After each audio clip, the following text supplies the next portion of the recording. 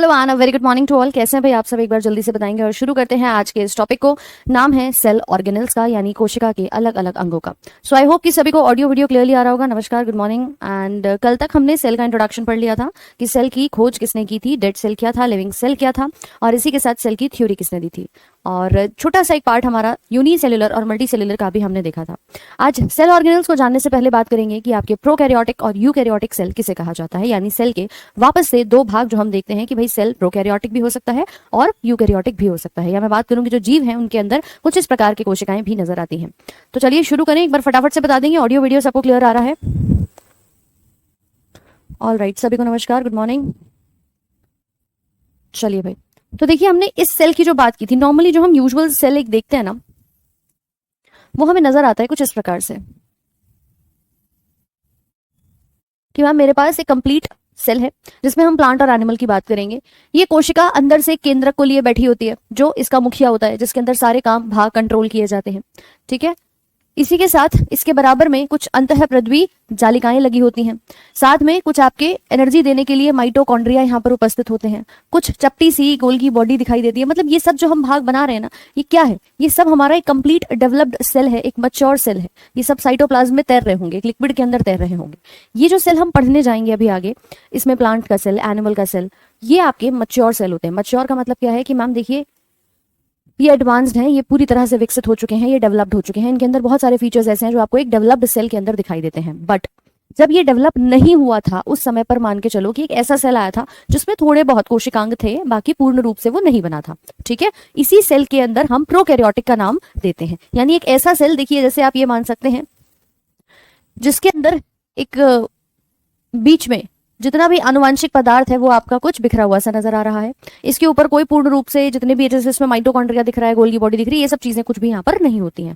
मतलब अगर मैं बात करूं कि एक प्रिमिटिव सेल, एक प्राथमिक सेल की मैम कभी तो शुरुआत हुई होगी ना। बच्चा क्या एकदम से बड़ा हो जाता है? नहीं, पहले उसकी इनिशियल स्टेजेस आती हैं, पहले वो धीरे धीरे करके ग्रो करता है। तो उसको हम कहते हैं कि भाई अभी इसकी ग्रोथ का फेज चल रहा है, फिर वो एडल्ट बन जाता है। ऐसे ही सेल को मान के चलो कि ये अभी कैसा है, एक इमैच्योर सेल है।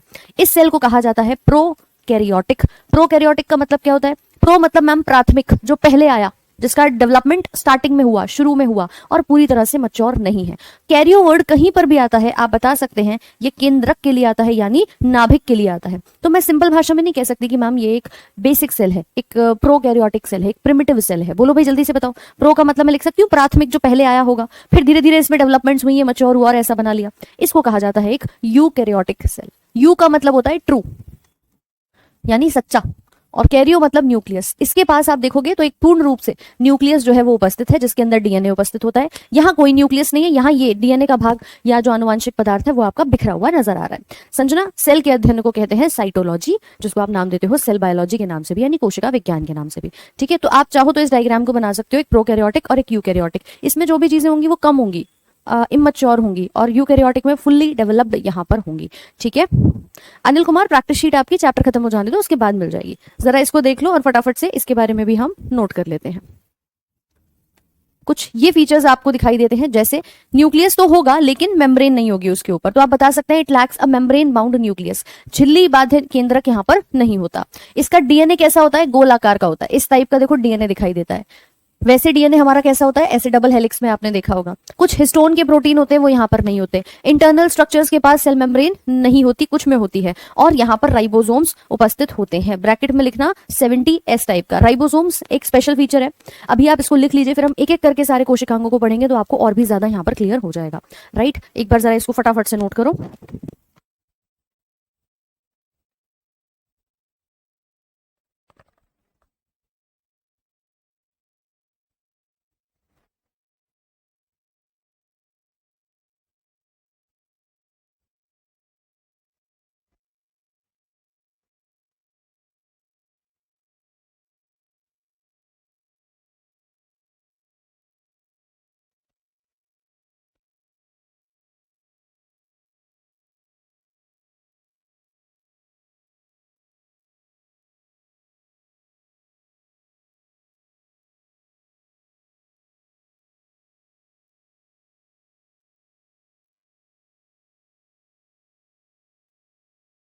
लिख लिया भाई सब?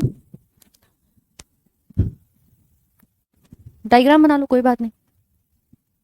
स्ट्रक्चर बनाना है, बाकी अगर आप चाहते हैं तो आप डायग्राम बना सकते हैं, लेकिन पहले लिख लीजिए। मैं तो आपसे यही कहूंगी, ये डायग्राम आपकी स्क्रीन पर है, पहले नोट कर लो, फिर उसके बाद प्रोकैरियोटिक के नीचे प्रोकैरियोटिक का डायग्राम बना लेना, ठीक है। वीडियो बफरिंग नहीं हो रहा है, ऑल गुड। हर्षित, हिस्टोन एक प्रोटीन होता है जो कि आपके डीएनए के साथ बाइंड करता है, ठीक है। यूकैरियोटिक में दिखाई देगा, प्रोकैरियोटिक में नहीं होता है, तो इसीलिए हम कह रहे हैं कि भाई यहाँ पे नहीं है, और वैसे आप देखोगे तो यूकैरियोटिक सेल में वो आपको नजर आएगा। Histone is a protein.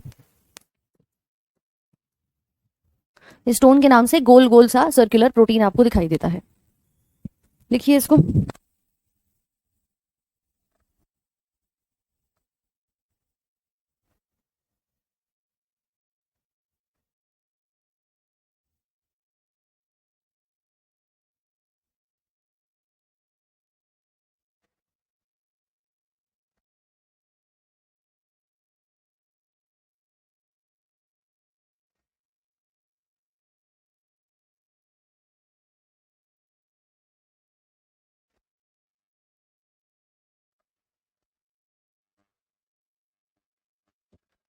चलो आगे बढ़ते हैं, नेक्स्ट आएगा यूकैरियोटिक।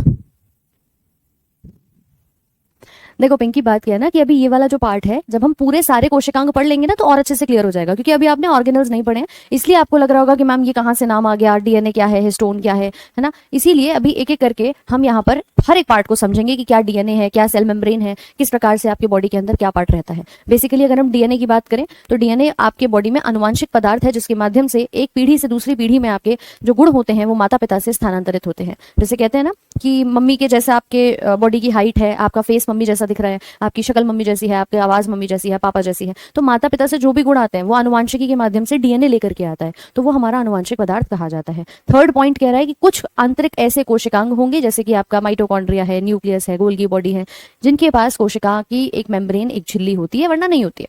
और राइबोसोम आपके प्रोटीन बनाने वाले अंग होते हैं। तो अभी के लिए इसको लिख लो, ये आपको जब हम आगे कोशिकांग पढ़ेंगे तो और अच्छे से क्लियर हो जाएगा, राइट। ऐसे ही हम कंपेयर करेंगे यूकैरियोटिक से, तो यू का मतलब क्या बताया मैंने आपको, ट्रू। यानी यहाँ पे एक मेजर पॉइंट तो ये है कि देखो कैरियो वर्ड आता है न्यूक्लियस के लिए, यहाँ न्यूक्लियस जो होगा वो आपका वेल डिफाइंड होगा, बहुत अच्छे से डेवलप्ड होगा, तो बता सकते हैं मेम्ब्रेन बाउंड है, यानी न्यूक्लियस के ऊपर भी क्या होगी, एक लेयर बनी हुई होगी। जैसे सेल है ना, तो सेल में न्यूक्लियस है, न्यूक्लियस भी दो झिल्लियों से घिरा होगा, उसको भी दो लेयर प्रोटेक्ट कर रही होंगी, राइट। बाकी इसमें सेल के ऑर्गेनल्स होते हैं, यानी कोशिकांग उपस्थित होते हैं। आप चाहो तो लिख लेना, इसको कोशिकांग भी कहा जाता है, कोशिका के अंग, कोशिकांग यहाँ पर उपस्थित होते हैं। डीएनए कैसा है, लीनियर है। लीनियर मतलब देखो इस प्रकार से, ये लीनियर है, इसमें हिस्टोन प्रेजेंट होते हैं, ये है हिस्टोन नाम का प्रोटीन, इसे कहते हैं हिस्टोन प्रोटीन, और ये दोनों आपस में जुड़ जाते हैं, फिर आगे जाकर के बनाते हैं कुछ इस प्रकार का क्रोमोसोम। ये सब मैं आगे आपको पढ़ाऊंगी बहुत डिटेल में, अभी तो जस्ट एक बेसिक आपको ये पता चल जाए कि प्रोकैरियोटिक बेसिक सेल है और यूकैरियोटिक एक एडवांस सेल है। इसमें यूनिसेलुलर से मल्टीसेलुलर तक के जीव यहाँ पर उपस्थित होते हैं, ठीक है भाई।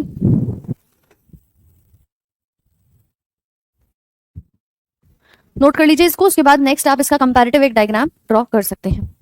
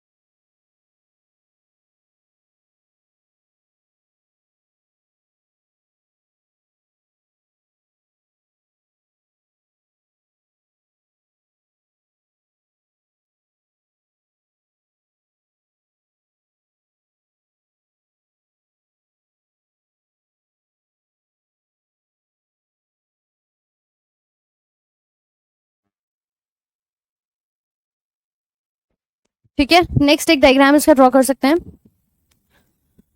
Prokaryotic and eukaryotic. शिवकेश, यूकैरियोटिक में जो राइबोसोम्स होते हैं ना, उनकी कैटेगरी होती है 80S टाइप की। यहां पर एक लाइन भी लिख लेना, राइबोसोम्स प्रेजेंट, और राइबोसोम्स कैसे होते हैं 80S टाइप के। ये सब अभी आगे इन डिटेल बात करेंगे। जैसे वहां 70S थे, यहाँ पर 80S टाइप का राइबोसोम्स पाया जाता है। ठीक है, अभी डायग्राम ड्रॉ कर लो।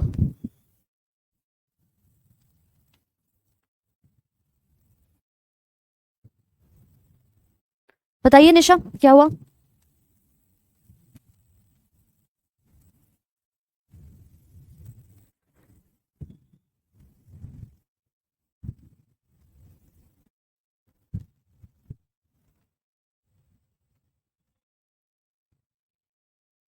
चलो भाई, बना लिया सबने।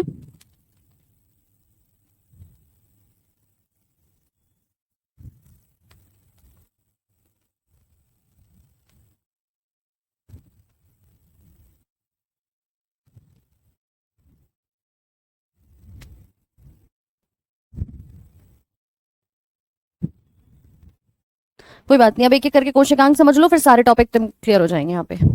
ठीक है, तो इस प्रकार का हमारा स्ट्रक्चर होता है, ये आप देख सकते हो। ये ऐसा कुछ प्रोकैरियोटिक दिखाई दे रहा है, ऐसा आपको दिखाई देगा कैप्सूल टाइप का, इसमें एक फ्लैजेला निकला हुआ होगा। और बेसिकली सारे प्रोकैरियोट्स की जो हम बात करते हैं ना, उसमें बैक्टीरिया आपके मेजरली आते हैं। जीवाणु जो है ना, वो मेजरली हमारे बैक्टीरिया प्रोकैरियोटिक सेल के अंदर नजर आते हैं, राइट। तो ये हमारे अंदर देखो, इसमें बिखरा हुआ सा ये डीएनए है, और वहां पर सब कुछ क्या है, सिस्टमैटिक है। तो चलिए, खैर कोई बात नहीं, पहले हम इसके मेन पार्ट को यहाँ पर समझ लेते हैं।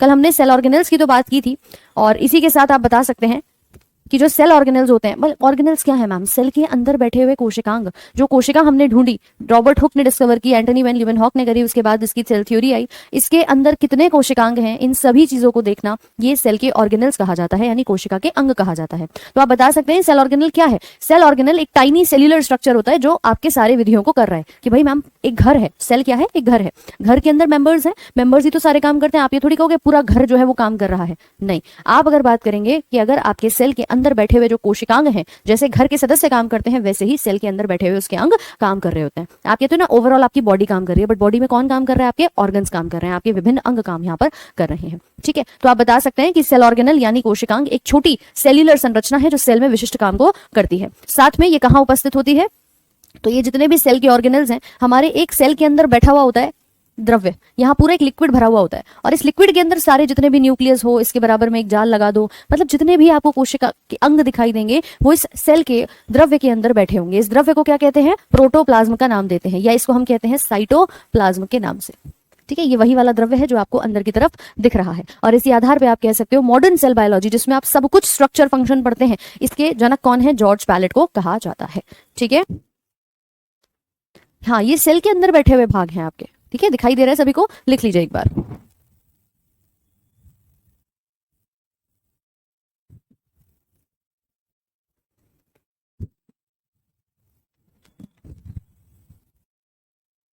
नोट करिए।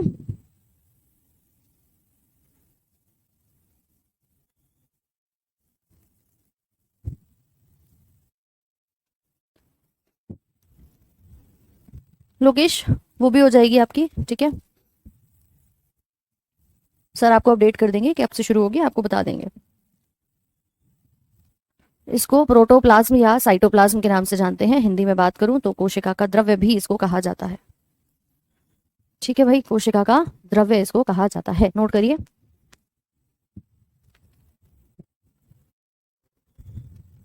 हाँ जी, ये सेल ऑर्गेनल्स की डेफिनेशन है कि एक छोटी कोशिकीय संरचना है जो कोशिका में विशिष्ट काम को यहाँ पर करती है।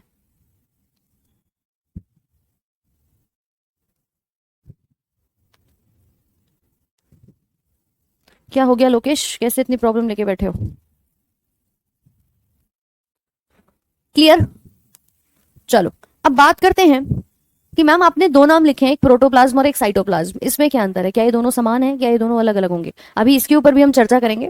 ठीक है, पहले जरा आप इस भाग को लिख लीजिए कि हमारे इन सभी कोशिकांगों को सबसे पहली बार देखो, रॉबर्ट हुक ने अपने एक न्यूक्लियस से देखा, अपने माइक्रोस्कोप से देखा, एंटनी वैन लीeuwenhoek ने अपने माइक्रोस्कोप से देखा। लेकिन जब बात आई थी कि भैया हमें और क्लियर पिक्चर चाहिए, तो लगभग सन 1940 में इलेक्ट्रॉन माइक्रोस्कोप की खोज हुई, यानी आपके ऐसे सूक्ष्मदर्शी की खोज हुई जिसकी मदद से आपके सारे सेल ऑर्गेनल्स बहुत ही क्लियरली दिखाई देने लग गए। देखो, ये जो पहली इमेज आई थी ना माइक्रोस्कोप के माध्यम से वो कुछ इस टाइप से आई थी। ये आपका गोल्गी एपरेटस दिख रहा है, ये क्लोरोप्लास्ट है, ये एंडोप्लाज्मिक रेटिकुलम है, ये माइटोकॉन्ड्रिया है। ये कोशिका के वो अंग है जो पहली बार 1940 में बने, इलेक्ट्रॉन माइक्रोस्कोप के द्वारा दिखाई दिए गए थे। तो प्रश्न आ जाता है कि किसने बनाया था और कब बनाया था। आप बता सकते हैं 1940 में नॉल और रस्का नाम से दो वैज्ञानिक थे, उन्होंने सेल ऑर्गेनेल्स यानी कोशिकांग की खोज के लिए इलेक्ट्रॉन माइक्रोस्कोप की आविष्कार जो है वो यहाँ पर किया था। तो लिख सकते हैं इसको कुछ इस प्रकार से। बेटा पीडीएफ कल वाली आपको आज मिल जाएगी, कल थोड़ा सा आपका लेट हो गया था पीडीएफ, आज आपको मिल जाएगी।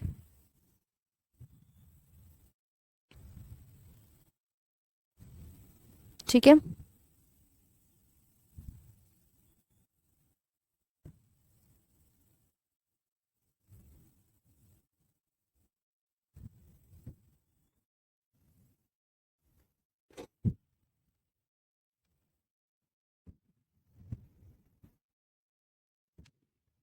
अच्छा ठीक है पिंकी, कोई बात नहीं, अभी उसको भी करा देंगे। तो इलेक्ट्रॉन माइक्रोस्कोप की खोज 1940 में नॉल और रस्का ने की थी, जिससे आपके इन सभी सेल ऑर्गेनल्स का अध्ययन क्या था, संभव हो गया था, ताकि आप हर एक कोशिकांग को और डिटेल में पढ़ पाओ। ये स्ट्रक्चर जो है ना वो सामने आप स्क्रीन पे देख रहे हो, ऐसा स्ट्रक्चर डिस्कवर हुआ था पहला।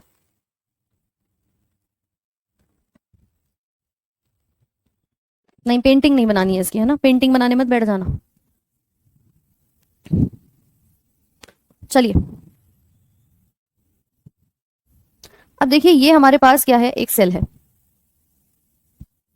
इस सेल के अंदर ये बीचों बीच में बैठा हुआ भाग क्या है, न्यूक्लियस है। अब हम एक सेल को समझ लेते हैं, फिर एक एक करके बात आपकी यहाँ पर और अच्छे से क्लियर हो जाएगी। देखो भाई, आ जाओ मेन मुद्दे पर। मेरे पास कुछ इस प्रकार का एक सेल होता है। इस सेल के अंदर बीच में बैठा होता है एक न्यूक्लियस। अब हम बात करेंगे सारे कोशिकांगों की, ठीक है। सेल के अंदर बीच में क्या है मैम, एक केंद्रक है, एक नाभिक है, जिसको हम न्यूक्लियस के नाम से जानते हैं। ये मुखिया होता है जो सारे फैसले लेता है, सारे डिसीजंस लेता है। इस पूरे सेल में जो भी चल रहा होगा ना, उसको कंट्रोल करने का काम ये न्यूक्लियस करता है। ओके, इसके बाद मैम न्यूक्लियस के अंदर हमारे आनुवांशिक पदार्थ होते हैं, जिसके माध्यम से माता पिता से जो भी गुण हमारे अंदर आते हैं वो ट्रांसमिट हो जाते हैं। इस न्यूक्लियस के जस्ट बराबर में एक आपका जाल लगा होता है, जिसको कहते हैं अंतःप्रद्वी जालिका, एंडोप्लाज्मिक रेटिकुलम के नाम से इसको हम यहाँ पर जानते हैं। लेकिन ये सारा कुछ, अभी इसमें हम जितने भी कोशिकांग की बात करेंगे, ये सब क्या होंगे, इस एक लिक्विड, एक तरल भाग के अंदर तैर रहे होंगे। यानी इस पूरे सेल में क्या भरा है, एक द्रव्य भरा हुआ है, एक लिक्विड जो है वो यहाँ पर भरा हुआ है, उसी में सब कुछ फ्लोट कर रहा है मैम, सिंपल सी बात है, तैर रहा होगा।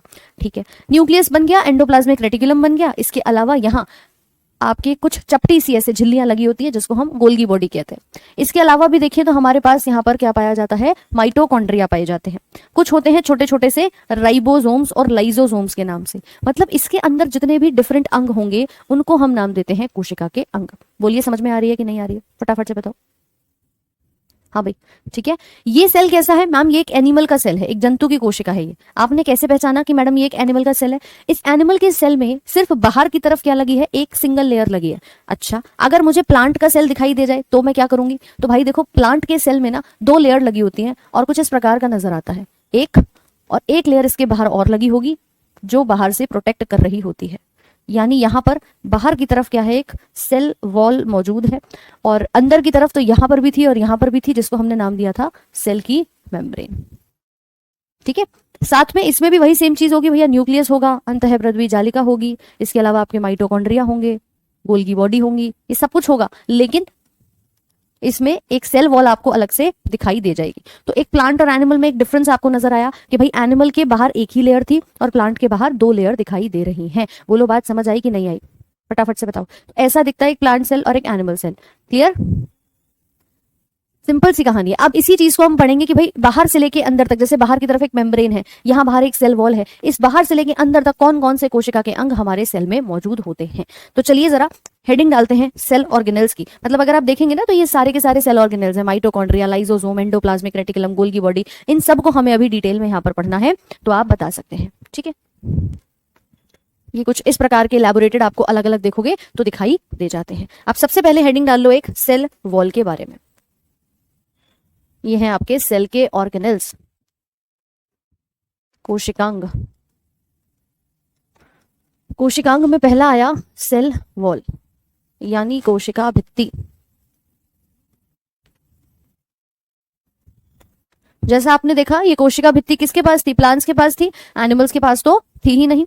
ये बहुत लोग कमेंट सेक्शन में बात कर रहे हैं कि मैम अलग अलग डाउट्स के साथ हैं, आप रिप्लाई नहीं दे रही हैं। देखो मैंने आपसे पहले डे 1 पे भी कहा था कि आपका जब टॉपिक चल रहा होगा उसके बीच में आप कमेंट्स करोगे तो वो एंटरटेन नहीं होंगे। बेटा आप सेशन के स्टार्टिंग या एंड में पूछ सकते हो आपके मन में जो भी डाउट्स हैं। अब बीच में टॉपिक छोड़ करके अगर इन सभी चीजों को डिस्कस किया जाएगा तो ये आपके टॉपिक में भी एक डिस्टर्बेंस क्रिएट करेगा।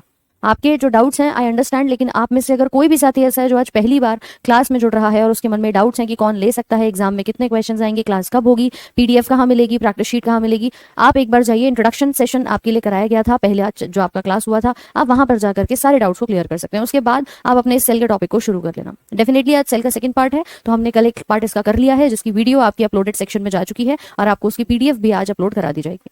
ठीक है।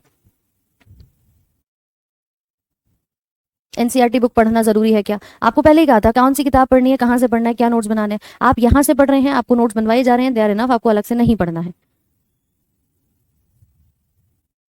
ठीक है। और सेशन बायोलॉजी का चल रहा है, रिस्पेक्टिव जो भी टीचर्स हैं वो आपको गाइड कर देंगे कि आपकी रीजनिंग की क्लास कब से होगी, आपके फिजिक्स की क्लास कब से होगी, केमिस्ट्री की क्लास कब से होगी। हिंदी इंग्लिश दोनों में आपको लिखवाया भी जा रहा है, आप आसानी से लिख सकते हो, एक एक पार्ट को बारीकी से समझाया जा रहा है। थोड़ा सा पेशेंस आप भी रखेंगे तो मे बी कि आपको भी चीजें आसानी से समझ आए कि मैम अगर आपने पीपीटी में लिखवाया हुआ है उससे हमें समझ ही नहीं आ रहा, कैसी बातें करते हो यार। और ये बात तुम्हें डे 1 पे बोली थी कि आप लोगों के लिए जहां जरूरत होगी वहां पीपीटी से लिखवाएंगे, जहां जरूरत होगी वहां हाथ से भी आपको नोट्स बनवाएंगे। फिर कहते हो कि मैम आप हमारे कमेंट्स का रिप्लाई नहीं कर रहे हो। अरे थोड़ा तो पेशेंस रखा करो यार। 20 टॉपिक में अगर यही सारे टॉपिक्स आपके डिस्कस कर रहे होते तो फिर एक डाउट सेशन ही अलग से रख लेते। चलिए एक एक पार्ट एक एक टॉपिक डिस्कस करेंगे। जैसे सुकृति काफी देर से मैसेज कर रही है मैम गोल्गी बॉडी में और गोल्गी एपरेटस में क्या फर्क है। बेटा मैंने अभी यही कहा दोनों सेम है, और अभी आगे हम गोल्गी बॉडी को डिटेल में पढ़ेंगे, अभी सारे कोशिकांग को डिटेल में पढ़ेंगे। तो आप थोड़ा सा वेट तो करिए, थोड़ा सा समझिए, तो पहले चैप्टर को समझ लो। एबीसीडी पढ़नी नहीं है मैम, सीधे ऑक्सफर्ड की डिक्शनरी खोल के पूरे इंग्लिश लैंग्वेज का टफेस्ट वर्ड क्या है ये जानना है। थोड़ा पहले एबीसीडी का ज्ञान तो ले लो कि है क्या चैप्टर, क्यों पढ़ रहे हैं, क्या पढ़ रहे हैं हम। बाकी विक्रम सर के कुछ प्रॉब्लम्स अभी चल रही हैं फैमिली में, तो जैसे ही सर का थोड़ा सा नॉर्मल होता है सर आपकी क्लासेस रिज्यूम कर देंगे। कुछ ज्यादा दिक्कत अभी है इस वजह से सर अभी क्लास नहीं ले पा रहे हैं। जैसे ही सब कुछ ठीक होता है सर आपकी क्लासेस रिज्यूम करेंगे, तो बिल्कुल पैनिक मत करना अगर रीजनिंग की क्लासेस में कोई प्रॉब्लम आ रही हो तो। ठीक है। चलो हेडिंग डालो cell wall. Present only in plant cell and absent in animal cell.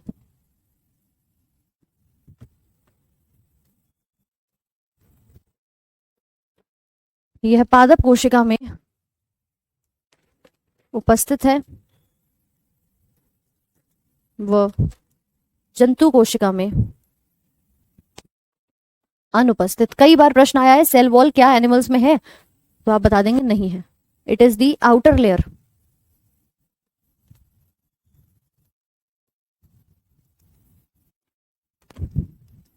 पादप कोशिका की बाहरी परत कही जाती है।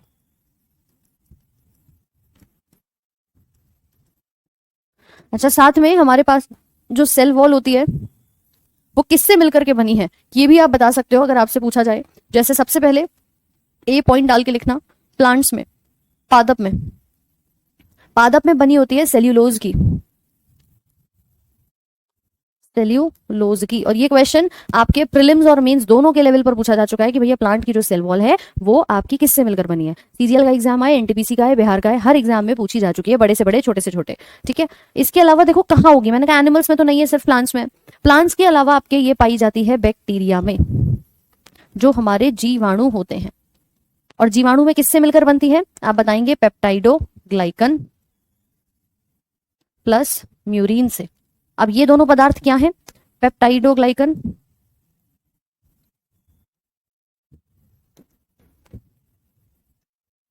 तो इसमें आप बता सकते हैं पेप्टाइडो ग्लाइकन एक प्रकार का आपका कार्बोहाइड्रेट है जिसको हम, और ये है आपका प्रोटीन। तो एक कार्बोहाइड्रेट और प्रोटीन की कैटेगरी में आते हैं। कई बार क्वेश्चन में आ जाता है कि बैक्टीरिया की सेल वॉल किससे मिलकर बनी है, आपने कहा पेप्टाइडोग्लाइकन और प्यूरिन से बनी है, बट ये दोनों है क्या, तो वहां ये भी ऑप्शन दे सकता है they are made up of protein and carbohydrate. तो दोनों ही चीजें यहाँ पर ध्यान रखिएगा। ठीक है। और साथ में सेल्यूलोज क्या है, तो मैम ये भी एक प्रकार का कार्बोहाइड्रेट है हमारा, जो हम आगे पढ़ेंगे अभी। तो इस प्रकार से प्लांट्स में भी होती है, बैक्टीरिया में भी होती है। इसके नोट कर लो, फिर तीसरा भाग फंगस का देखेंगे यहाँ पे।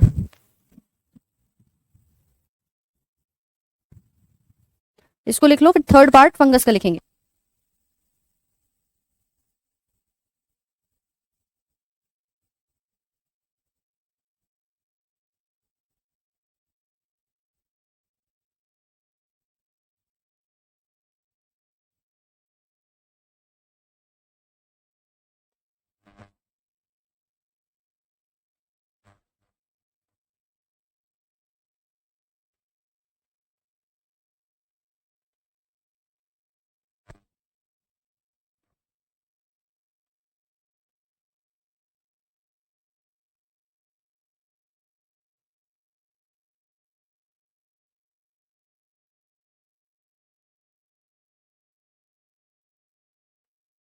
चलिए इसके आगे थर्ड पॉइंट लिखना, फंगस में यानी कवक में काइटिन से बनी है। काइटिन भी क्या है, एक टाइप का कार्बोहाइड्रेट है।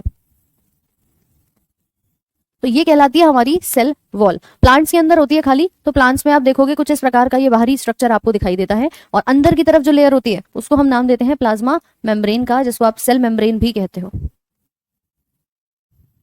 तो ये है हमारी बाहर वाली सेल वॉल, कोशिका की भित्ति, उसको नाम दिया जाता है। ठीक है, नेक्स्ट लिखेंगे,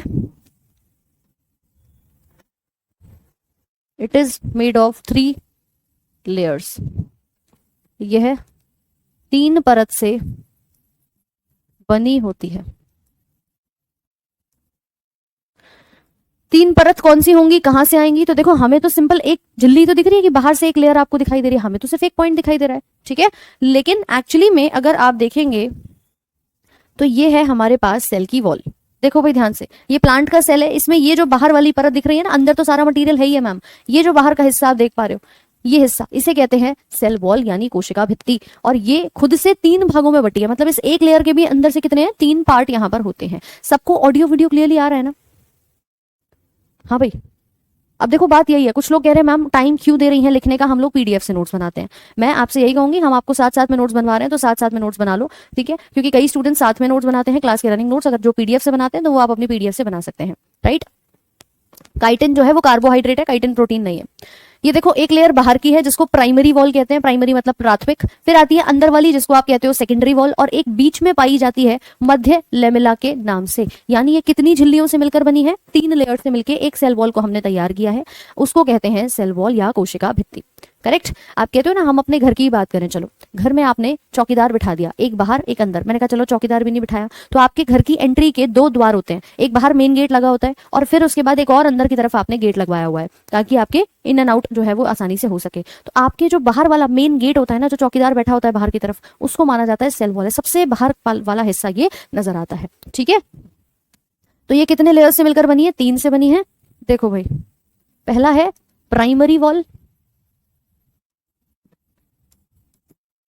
प्राथमिक भित्ति, दूसरा है सेकेंडरी वॉल, द्वितीय भित्ति, और तीसरा कहा जाता है मिडिल लेमिला, मध्य लेमिला के नाम से। नोट करिए इसको।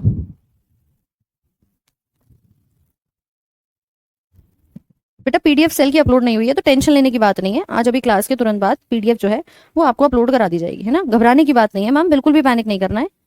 सेल की पीडीएफ आपको ही मिलेगी और किसी को नहीं मिलने वाली, ठीक है।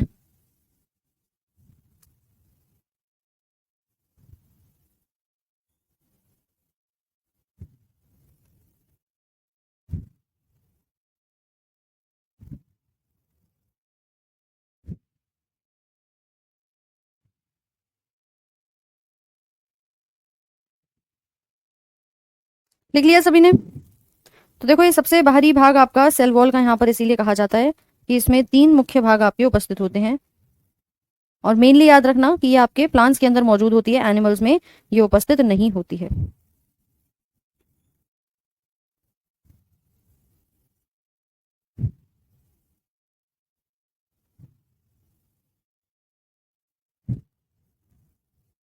चलिए बाकी मिडिल लेमिला के साथ एक पॉइंट और लिखेंगे, it is composed of pectin. इसके लेयर के अंदर पेक्टिन होता है, कैल्शियम होता है, एंड मैग्नीशियम के सॉल्ट्स यहां पर होते हैं। ठीक है, पेक्टिन, कैल्शियम,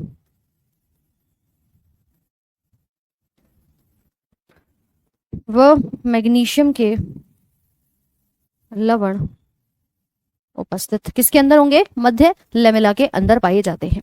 ठीक है, फंगस के बाद लिखा है कवक, और ये फंगस की सेल वॉल बनी होती है काइटिन से। जैसे अभी हम पीछे आपको बता रहे थे ना कि प्लांट्स में किसकी है और आपके बैक्टीरिया में किसकी है, इसी प्रकार से फंगस में बनी होती है काइटिन की। और अगर आपसे पूछे शैवाल, जिसको कहते हैं ना एल्गी होती है, एल्गी में किसकी बनी होती है, तो एल्गी भी एक प्रकार का प्लांट है, उसके अंदर भी सेल्यूलोज की बनी हुई होती है। ठीक है,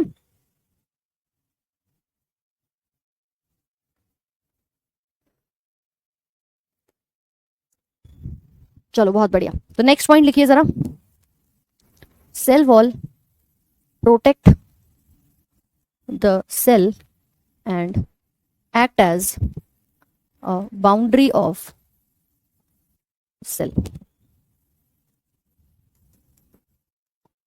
कोशिका भित्ति कोशिका को सुरक्षित रखती है। इसका मेन काम क्या है कि ये इस पूरे सेल को प्रोटेक्ट करने में यहां पर मदद करती है। क्लियर है कि नहीं है? नहीं भैया, जितना आपको पढ़ाया जा रहा है उतना पढ़ लेना, कोई अलग से तुम्हें पढ़ने की जरूरत नहीं है, राइट। बाकी हम बात कर सकते हैं कि सेल हमारी कैसी होती है, सेल वॉल थोड़ी सी रिजिड होती है, कठोर होती है, due to the presence of lignin.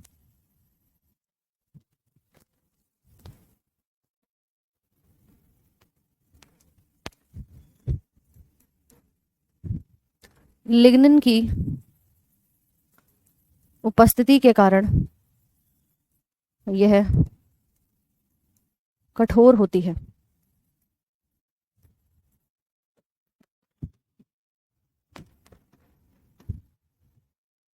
In algae, जिसको लिख लेना, ये भी एक प्रकार का प्लांट है, cell wall is made of cellulose.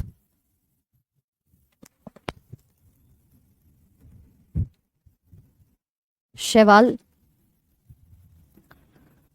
में कोशिका भित्ति सेल्यूलोज से बनी होती है, इसे कहते हैं सेल वॉल। देख लिया भाई? चलो,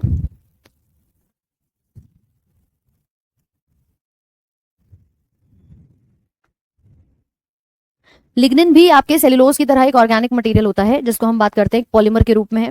और ये पॉलीमर क्या करता है, ये ना हार्ड बनाता है किसी भी चीज को। जैसे हम इसकी लेयर को देख रहे हैं कि लिग्निन क्या है, तो इसको रिजिड बना रहा है, इसको कठोर बना रहा है। तो पॉलीमर है एक प्रकार का, जो कि आपके जैसे सेल्यूलोज होता है उस प्रकार से ये कार्बनिक पदार्थ है लिग्निन, जो कि आपके कठोरता के लिए यहाँ पर जाना जाता है। ठीक है, तो आप बता सकते हैं लिग्निन क्या है, कठोरता के लिए जाने जाने वाला ऑर्गेनिक मॉलिक्यूल है, जिसको हम कार्बनिक पदार्थ यहाँ पर कहते हैं। मेनली आपके जैसे लकड़ी हो गई या पेड़ की छाल हो गई, इन सब चीजों के अंदर ज्यादातर ये आपका उपस्थित देखा जाता है। प्लांट के अंदर कठोरता देता है। ठीक है, लिख लिया? अब ये तो बाहर की तरफ सेल वॉल है। इसके बाद आता है हमारा सेकंड पॉइंट। अब हम एक एक करके देखो कोशिकांग की बात करेंगे। सबसे पहला आपने लिखा है यहाँ पर सेल वॉल के बारे में, अब लिखिएगा दूसरा साइटोप्लाज्म के बारे में। कोशिका द्रव्य क्या है? ये कोशिका द्रव्य, it is the fluid present in the cell. कोशिका में उपस्थित द्रव्य, जिसमें कोशिकांग होते हैं। ठीक है, लिख लेना, it is the fluid present in the cell where cell organelles are present. अभी बताया भी था कि अगर सेल है तो सेल के अंदर ये जो भी हमारा लिक्विड होगा, इसको हम बात करते हैं आपके साइटोप्लाज्म के बारे में। अब देखो एक फर्क आता है, एक नाम दिया मैंने साइटोप्लाज्म का कोशिका द्रव्य के नाम से, और एक नाम देते हैं प्रोटोप्लाज्म का, कि मैम अभी मेरे पास इस सेल में लिक्विड है, कोई और सेल ऑर्गेनेल नहीं है। ठीक है, तब तक मैं उसको क्या नाम दे सकती हूँ? साइटोप्लाज्म का। मान लो मेरे पास इस सेल के अंदर ये लिक्विड भरा हुआ है,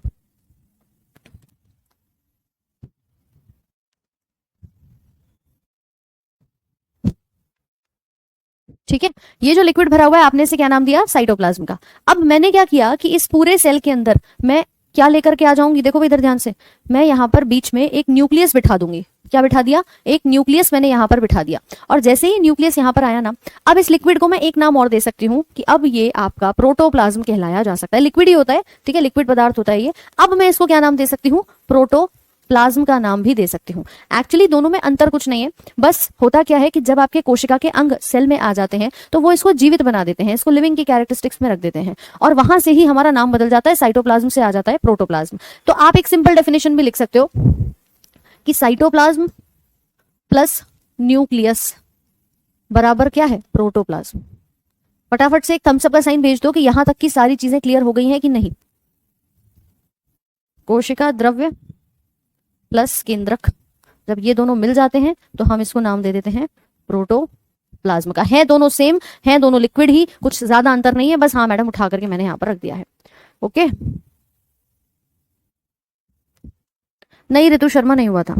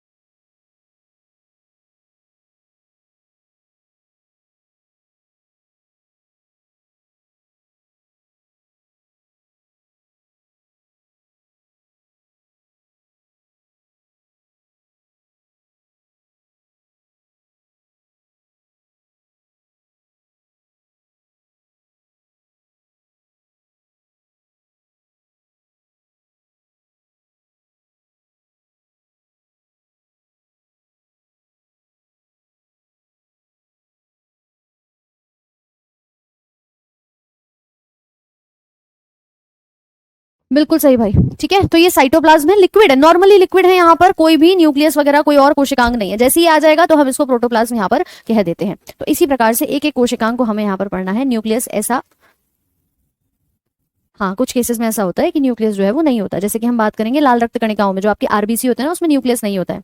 तो इस प्रकार के बहुत सारे केसेस होते हैं, बहुत सारी चीजें आपकी होती हैं। आई होप कि आप लोगों को यहाँ तक का सब कुछ क्लियर हो गया हो। इसके बाद थर्ड हेडिंग डालेंगे प्लाज्मा मेम्ब्रेन की, ठीक है। तीसरी हेडिंग होगी आपकी प्लाज्मा मेम्ब्रेन की। और इसके अलावा आप जितने भी लोग यहाँ पर टेंशन ले रहे हैं पीडीएफ की, पीडीएफ मैं आपकी अभी क्लास के बाद अपलोड करवा दूंगी, पैनिक मत किया करो यार, ठीक है। इसको प्लाज्मा झिल्ली कहा जाता है और इसको शुरू करेंगे कल के लेक्चर में, यानी कल सुबह 9 बजे सेम टाइमिंग पर आप लोगों की क्लास चलेगी, ठीक है भाई। सुमित कह रहे हैं रिकॉर्डेड है, हाँ भाई सुमित रिकॉर्डेड क्लास है, ठीक है। चलिए आज की सेशन को यहीं तक रखते हैं, मिलते हैं आपसे कल सुबह सेम टाइम 9 बजे के लिए, और पीडीएफ प्रैक्टिस शीट सब कुछ आपको मिल जाएगी। पहले थोड़ा सा यहाँ पर पार्ट हो जाने तो निखिल अभी इसको अपलोड करवा देंगे, ओके। हाँ 12th वाले बच्चे ले सकते हैं, 12th वाले बच्चे अगर तैयारी कर रहे हैं तो फिर बिल्कुल ले सकते हैं, अगर आप इस बैच में हैं तो डेफिनेटली आप ले सकते हैं। अलग से मत कुछ एक्सप्लोर करना, बाकी अपना नोट्स पढ़ते रहो, इनफ है आपके लिए। चलिए तो आज के टॉपिक को रखेंगे यहीं तक। Have a very good day, thank you so much.